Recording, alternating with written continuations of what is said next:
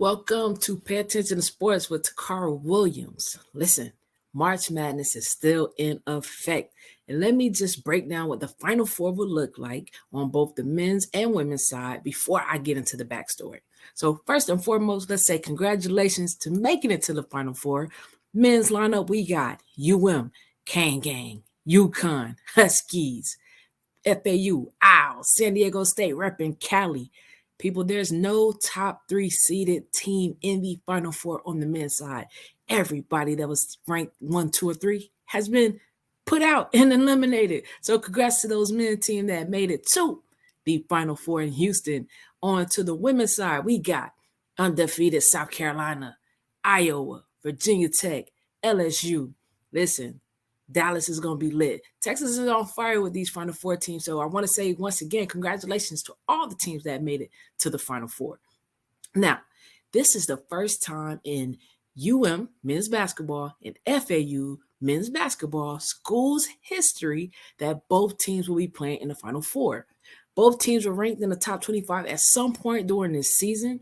Both teams were not predicted to be in the Final Four at all, but if you believe in rankings, you will probably be disappointed by this tournament because it does not matter where you are ranked at. What matters is, do you go out there and execute, and do you play with the will to win? Let's see what happens.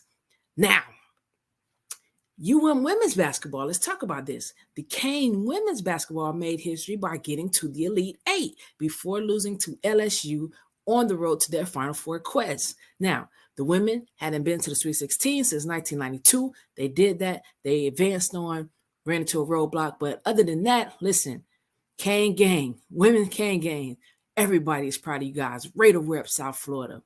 South Florida's still been hot and on the road, man. Nova Southeastern men's basketball wins the Division II NCAA championship. And guess what? They went undefeated.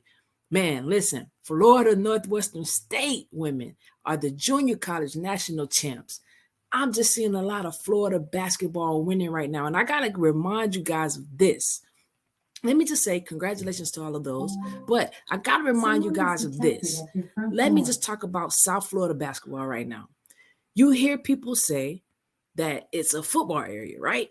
As we do have powerhouses in football, repping the state, true fact, definitely in South Florida. But now you got to start looking at South Florida as a basketball dominant area. Why? Because we've seen multiple South Florida teams on the men's and women's side for high school basketball come back from Lakeland with the championship. But also on top of that, you get this going into the college ranks. Once again, they're winning. We're going to flip the script and go to the NBA real quick. So your Miami Heat still sitting in 7th place in the East. They lost yesterday to the Raptors, 106-92. They're facing the Knicks tonight at 7:30 in New York. Let's check that out, see what happens.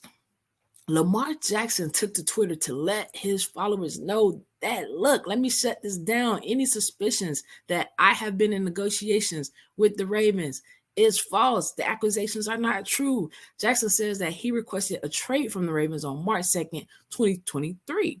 So we're still going to watch that super duper close, see what team is going to sign Lamar. What will the Ravens do? This one right here is a tricky situation because you've got a couple owners speaking out, basically saying like, hey, we can't sign him. You know, he's been hurt over the past couple years. But I'm telling you, this quarterback, he's been the MVP of the league. He has been the face of the league. What we doing?